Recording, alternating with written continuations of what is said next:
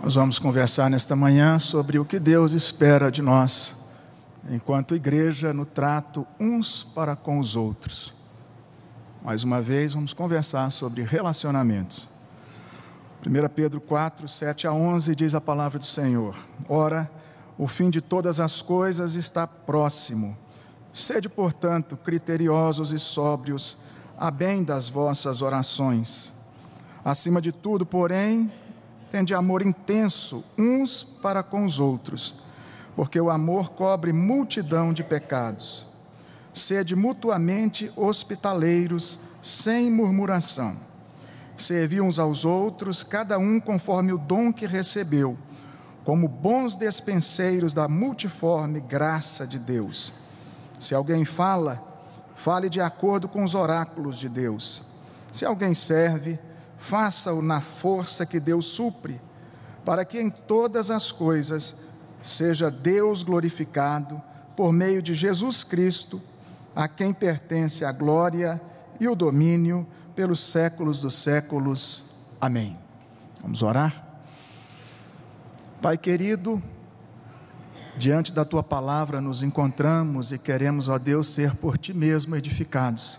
O Senhor fale conosco, nos instrua e que o Senhor nos ajude, ó Deus, naquilo que temos recebido, temos ouvido do Senhor, temos aprendido contigo, que o Senhor nos ajude a praticar. E aquilo que ouviremos também nesta manhã, vinda do Senhor a nós, que possa se tornar, ó Deus, em prática, constante, na vida de cada um de nós, o Teu povo aqui reunido. Tenha misericórdia de nós, livra-nos do mal, perdoa os nossos pecados, em nome de Jesus. Amém. Irmãos, quando olhamos para as epístolas de Pedro, nós encontramos aqui os destinatários sendo colocados aqui de forma bem clara, principalmente no versículo 1 do primeiro capítulo aqui dessa epístola, quando Pedro apresenta essa carta dizendo que ele está escrevendo aos forasteiros da dispersão. Quem são esses? Cristãos perseguidos no primeiro século que foram espalhados em diversas regiões e sofreram o que a gente não consegue muitas vezes descrever, pensar e nem mesmo sentir o que eles sentiram, porque a nossa realidade é outra. Nós vivemos num país onde temos liberdade de culto, e algumas coisas que temos lido, temos visto de perseguições pelo mundo, algumas vezes ainda não chega a nos sensibilizar como deveria.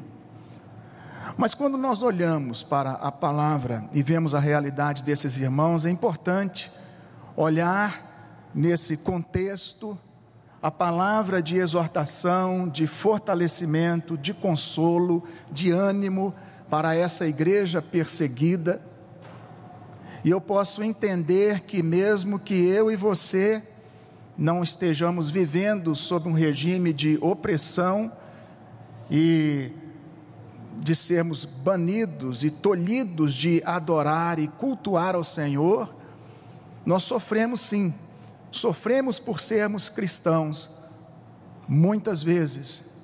E Pedro faz questão, antes de terminar essa primeira epístola, de dizer: se você está sofrendo como cristão, dê glórias a Deus por isso. Mas também sofremos pelos nossos pecados, inclusive pelos nossos pecados. As coisas que nós fazemos que desagradam ao Senhor, as coisas, caminhos aonde nós andamos, coisas que nós falamos e que quebram a nossa comunhão com o Senhor, porque o pecado ele entra exatamente nesse meio entre o relacionamento do homem com Deus. E Pedro, ao escrever aos cristãos dispersos, no Ponto, Galácia, Capadócia, Ásia, Bitínia, como ele escreve aí nos versículos 1 e 2 do primeiro capítulo, ele reconhece que esses irmãos são eleitos do Senhor, ele reconhece esta igreja e essa minoria sofrida como povo amado por Deus.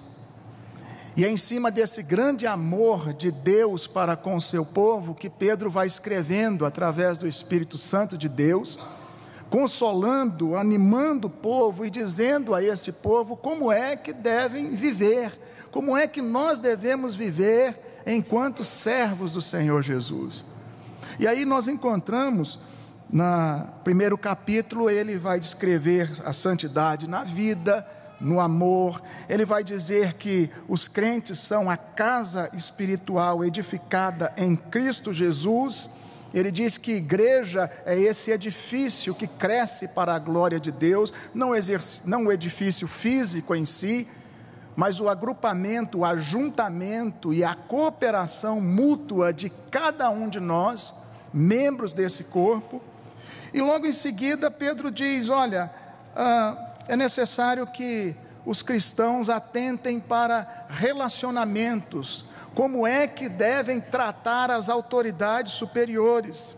É necessário que os cristãos observem como é que devem prestar serviços a outrem. E Pedro vai trabalhar essa questão de relacionamentos a partir do 2º capítulo e vai entrando no 3º, falando de relacionamento conjugal entre marido e mulher. Ele fala do amor que deve existir entre todos nós, de uma forma geral. Ele entra com o exemplo de Cristo, como sendo o nosso exemplo perfeito, de homem que veio sendo Deus, não deixou de ser homem, 100% Deus, mostrando a cada um de nós como é que deveríamos proceder, amando de forma inigualável. E ele diz que essa prática do bem deve ser imitada através da pessoa de Cristo Jesus. Quando entramos no capítulo 4, então, ele volta a falar da santidade. E é claro que santidade e relacionamentos que edificam estão totalmente atrelados. A santidade, ela caminha de braços dados com a comunhão e com o serviço cristão. E quando Pedro fala em servir, ele não está dizendo apenas de ministérios que são exercidos entre nós, irmão com irmão, ou dentro das 4 paredes em igreja, mas também ministérios que são exercidos fora, aonde a igreja faz diferença lá fora.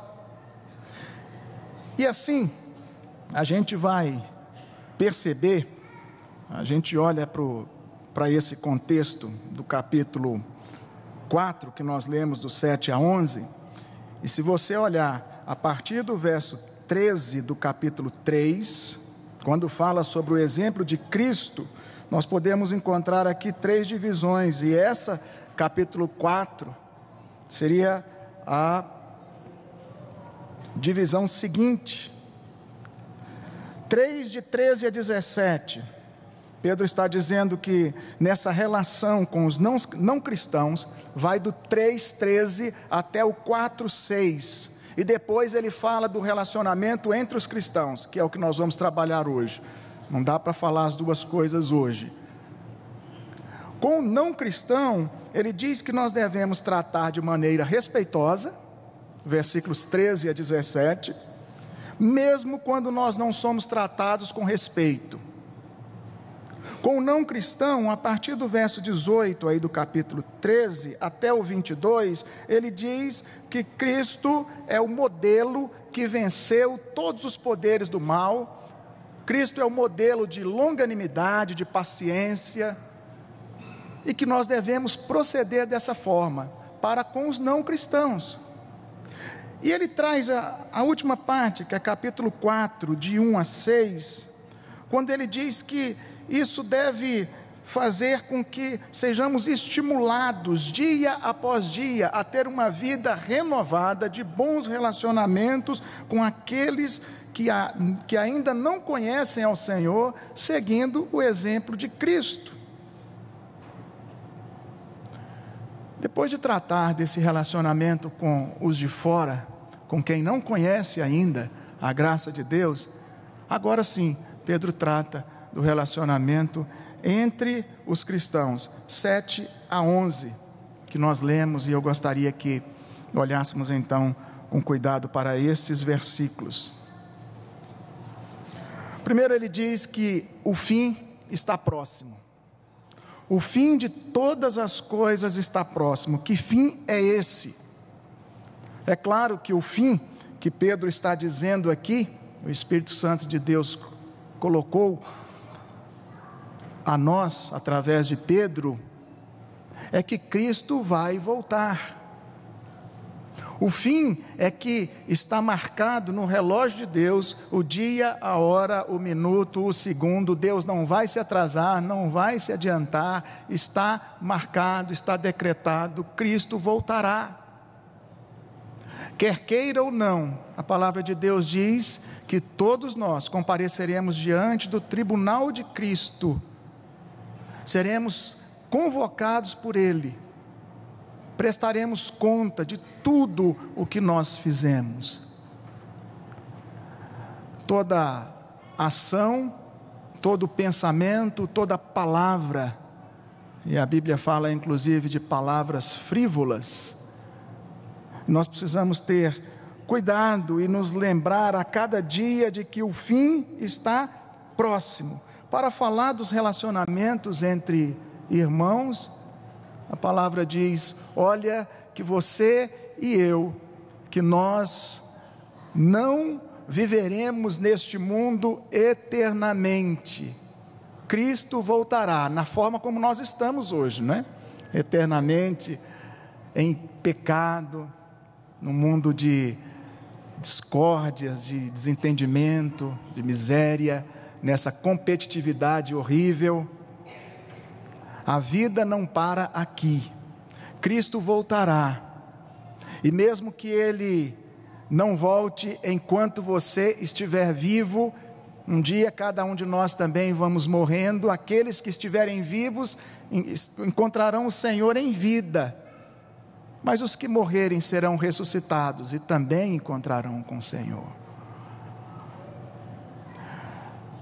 É interessante que o tempo da oportunidade, o tempo de você e eu fazermos diferença nesse mundo é agora, enquanto estamos vivos.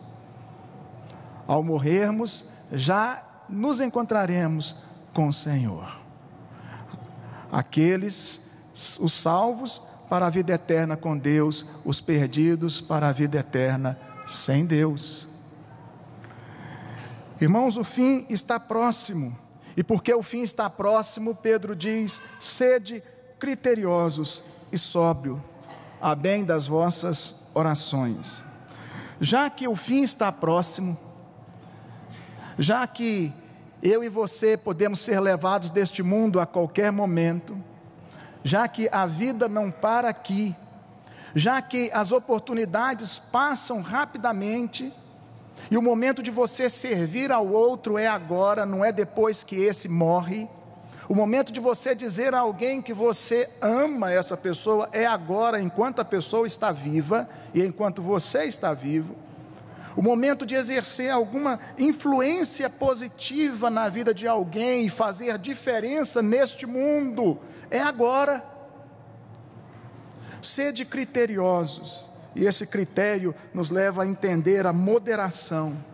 Sede sóbrios, não fujam da realidade, não fiquem fantasiando a vida.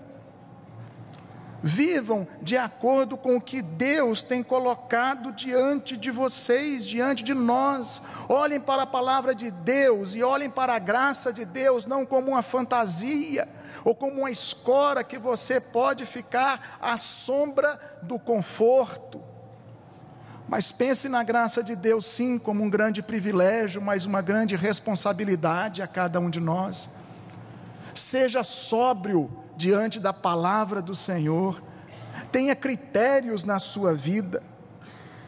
Pedro está dizendo: acima de tudo isso, acima de todas as coisas, tende amor uns para com os outros. O amor é a lei máxima da fé cristã. 1 Coríntios 13, nós vemos ali um capítulo apresentando o amor como o dom supremo. acima de todos os dons, acima de todas as possibilidades, de todos os talentos que você ou qualquer um de nós possa possuir, existe o amor. E a Bíblia diz que o amor, ele deve permear toda a nossa existência. O amor deve fazer parte das nossas ações, atitudes, pensamentos, palavras. As nossas palavras devem ser ditas com amor. Os nossos gestos, os nossos atos, as nossas ações devem ser feitas com amor. Jesus mesmo chama a cada um de nós, aos seus discípulos, apresentando-lhes a lei e dizendo que é a lei, os 10 mandamentos se resumem em amar. Amar a Deus sobre todas as coisas, amar ao próximo como a si mesmo. O cristão verdadeiro que não ama o seu irmão, que não ama o seu próximo, ele precisa questionar um pouco a sua vida, se colocar diante de Deus.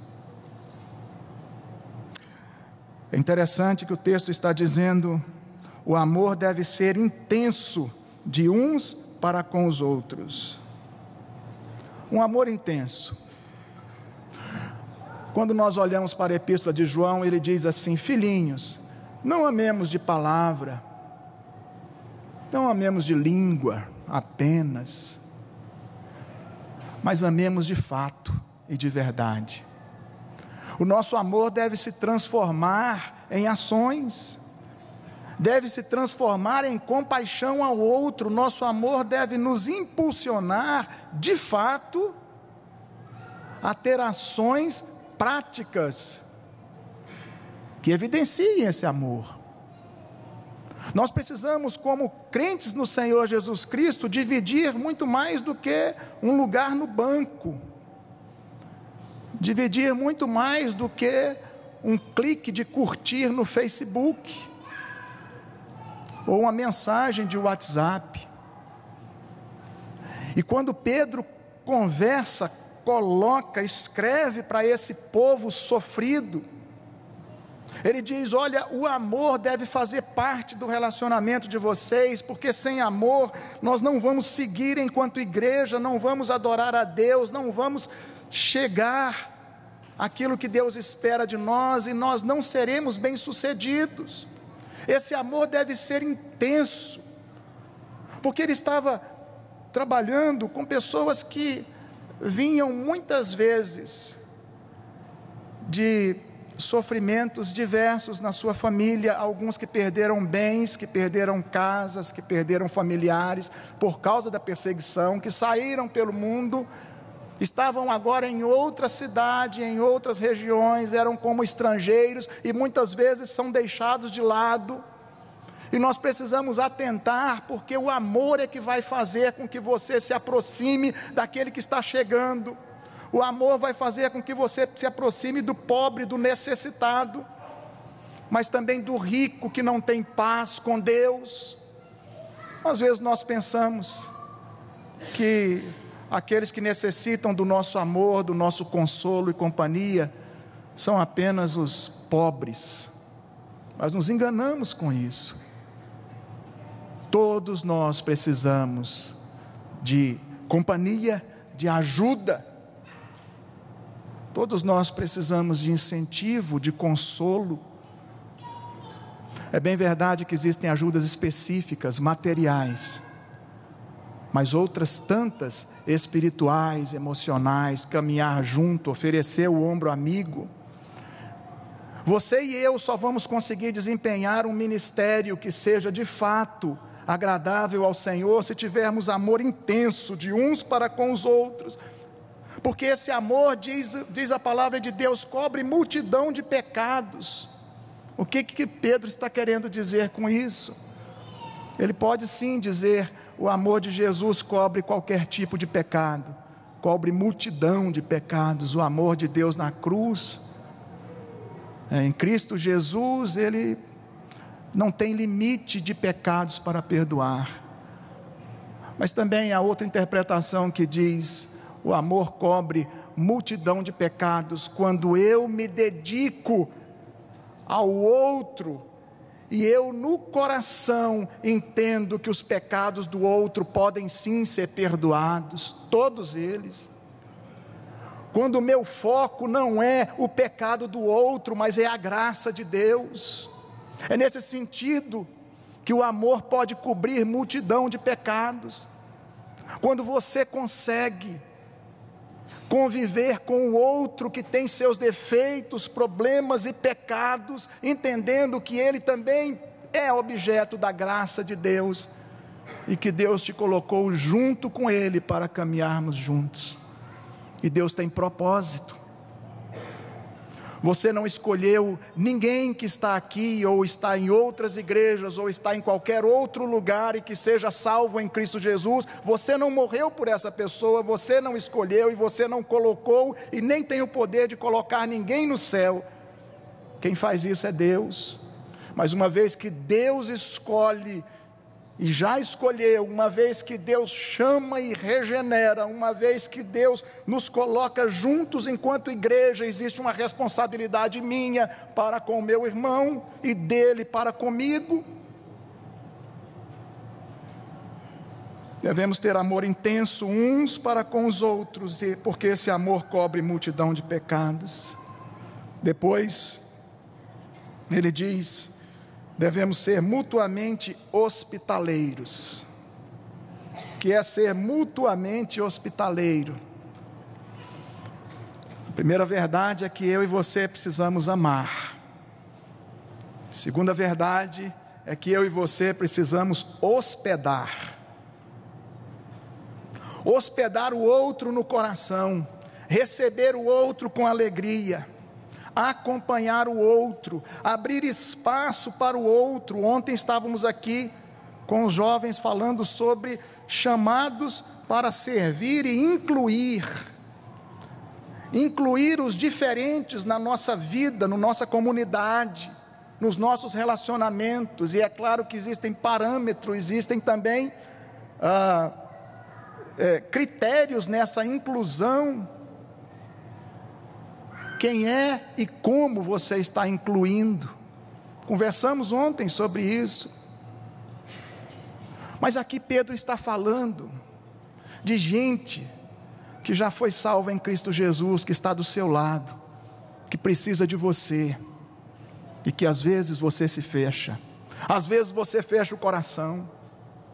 Pedro está dizendo: sede hospitaleiros, e é muito próprio para esse povo que vinha de fora, chegava numa cidade já perseguido, talvez tendo perdido algum parente, talvez tendo perdido bens, tendo perdido casas, tendo perdido emprego, e agora está naquela ideia de uma mão na frente e outra atrás, meio sem norte, sem saber o que faz da vida. Era necessário que alguém acolhesse, colocasse essa família na sua casa, acompanhasse essa família, desse algumas condições a eles de começarem o trabalho e seguirem a vida ali também. Era necessário um consolo e um ânimo. Mas também existiam outras situações de sofrimento para esse povo. Existiam problemas entre eles, como também existe entre nós, e eles precisavam ajudarem-se mutuamente, porque as perseguições não vinham apenas de fora para dentro, mas também de dentro para fora. Irmãos com conflito com outros irmãos, e é necessário que se desponte geração de pacificadores, que entrem neste meio e que comecem a trabalhar nisso. E Pedro diz: sede hospitaleiros, recebam. Também uma terceira situação é que esse povo, os missionários daquela época, viajavam muitos quilômetros sem um transporte adequado, às vezes a pé, ao lombo de algum animal e assim por diante. Vida sofrida, não dispunham normalmente de situação financeira que lhes desse condições de ter dinheiro, não transportavam dinheiro por causa de assaltantes na estrada inclusive, e ao chegarem numa vila, ao chegarem num povoado, ao chegarem para pregar a palavra, eles precisavam ser acolhidos. Quando Pedro diz sede hospitaleiros, ele está lembrando que os crentes deveriam abrir as suas casas e receber esses missionários também. Quando nós olhamos para a segunda epístola de João, a gente vai encontrar João, que é o apóstolo do amor, dizendo: olha, cuidado com essa hospedagem. Cuidado, não recebam em casa os falsos profetas, os falsos mestres. E aí João diz o que é que a gente tem que excluir, aonde é que a gente precisa fechar as portas, está dentro desse critério. Na terceira epístola de João, duas páginas depois, você vai encontrar o mesmo João dizendo: porém, acolham com mansidão aqueles que estão entre vós, aqueles que pregam a palavra, supram a estes de tudo que eles necessitarem. Você tem feito isso? Você tem hospedado no coração, na vida, na alma, em casa? Você não precisa abrir a sua casa literalmente, mas o meu apelo é: abra o seu coração. Sede mutuamente hospitaleiros, e ele diz sem murmuração. Tem gente que faz as coisas e reclama. Não precisa você ficar lembrando daqueles que você deixou em casa, daqueles amigos, daqueles vizinhos, daqueles conhecidos seus, daqueles familiares que fazem as coisas e depois ficam jogando na cara e ficam reclamando. Não quero que você lembre disso, eu quero que você lembre de você. Eu quero que você olhe para a sua vida. Está pesado demais servir a Deus? Está pesado demais receber a graça de Deus e, ao distribuir essa graça aos seus irmãos e fazer algo por eles e hospedá-los no coração, você murmura, você lamenta, você lastima e você diz: é difícil demais. Tem gente que é difícil demais. Eu até consigo hospedar no coração, mas não fica muito tempo não que eu despejo. É muito difícil. Tem gente que faz para dizer que fez. Tem gente que vem em reunião para saber quem é que não veio.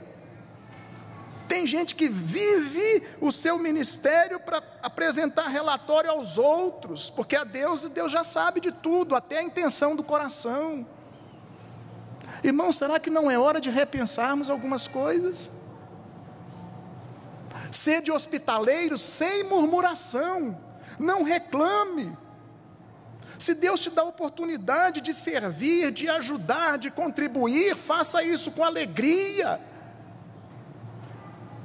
A palavra de Deus diz que a contribuição nossa, seja ela financeira ou de qualquer área, deve ser feita com alegria, que nós devemos servir ao Senhor com alegria. Salmo 100 diz que quando nós ofertamos, nós devemos ofertar com alegria, porque Deus ama quem dá com alegria. Você não pode hospedar o outro por constrangimento, você não pode hospedar o outro no coração por imposição. Você deve hospedar pelo grande amor de Deus, pela graça de Deus que está tomando a sua vida.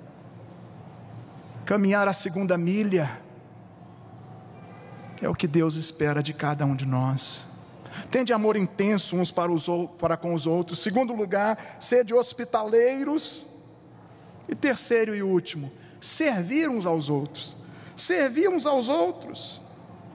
Como é que eu vou servir ao outro? Sirva com aquilo que você já recebeu. Sirva cada um com o dom que você recebeu, e Deus já distribuiu e tem distribuído dons e talentos a todos nós. Não pense que algum de vocês, algum de nós que estamos aqui hoje, não tem algum dom ou talento. Todos nós temos, independente da idade, independente da classe social, independente da cultura, da vida acadêmica, independentemente de qualquer coisa, independentemente das limitações físicas e assim por diante, todos nós somos missionários do Senhor, porque Deus já nos capacitou para isso, Ele já deu dons e talentos. E a palavra diz: sirva aos outros com esses dons que você recebeu, como bons dispenseiros da multiforme graça de Deus. O enfoque aqui, irmãos, é a graça de Deus, que é multiforme, é multifacetada. É como um cristal que reflete, bem lapidado, que vai refletir de várias maneiras, de várias formas, e cada hora que você olha para ele, ele vai refletir alguma coisa diferente. A graça de Deus se manifesta no seio da igreja, no relacionamento dos cristãos uns para com os outros, fazendo coisas que nós mesmos não entendemos como e por onde, porque o vento sopra onde quer e faz o que ele quer. Irmãos, a multiforme graça de Deus já está conosco e já age entre nós, mas é necessário que nós nos coloquemos a serviço com os dons que nós já recebemos. E como é que eu vou então exercer esse ministério, esse serviço? Eu vou usar o que Deus me deu e eu vou fazer para a glória de Deus. O grau de exigência é: eu e você temos que ser bons despenseiros. O que era o despenseiro? Era o mordomo, o administrador da grande fazenda. Ele tinha que pegar os recursos e não deixar faltar nada para a família, os familiares, para as pessoas que moravam ali, para os seus patrões. Ele não podia deixar faltar nada para os trabalhadores da fazenda. Ele tinha que suprir as necessidades desses, mas ele também, como um bom despenseiro, ele tinha que cuidar dos estrangeiros, dos hóspedes, daqueles que passavam por lá, atender às necessidades de cada um. O bom despenseiro é aquele que sabe gerir os recursos, sabe distribuir e administrar o que Deus já lhe deu. Eu sei que você está pensando em dinheiro. A gente logo pensa, quando a gente fala recurso, a gente acaba fazendo um vínculo com o monetário. Tem a ver sim, mas não é só isso. Deus te deu muitos recursos, Deus te deu muito para fazer. Deus tem agraciado a cada um de nós, irmãos, de maneira inigualável. Ele espera que eu e você possamos distribuir, ser bons despenseiros desta graça que Ele está te dando a cada dia. E por que é então, concluindo, que Deus espera amor, hospitalidade e serviço? Por que é que eu tenho que amar, hospedar e servir? Para que Deus seja glorificado.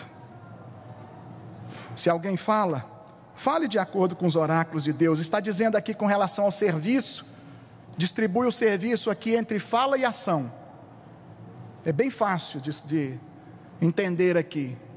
Tem um serviço que você está usando a fala, que é a pregação, o ensino, a ministração da palavra, o consolo a alguém, em que você está dizendo, falando. Hoje em dia também os escritos, aqueles que escrevem, mandam mensagens, você está falando a outra pessoa. Aquele que fala, então fale conforme, de acordo com os oráculos de Deus. Fale a palavra de Deus, não fica falando o que você acha, o que você pensa, mas o que a Bíblia diz. Agora, aquele que serve, aquele que tem atos, ações, e a mesma pessoa que fala pode ter ações e deve ter, e vice-versa. Aquele que está servindo, ele deve entender que ele vai fazer isso na força que Deus supre.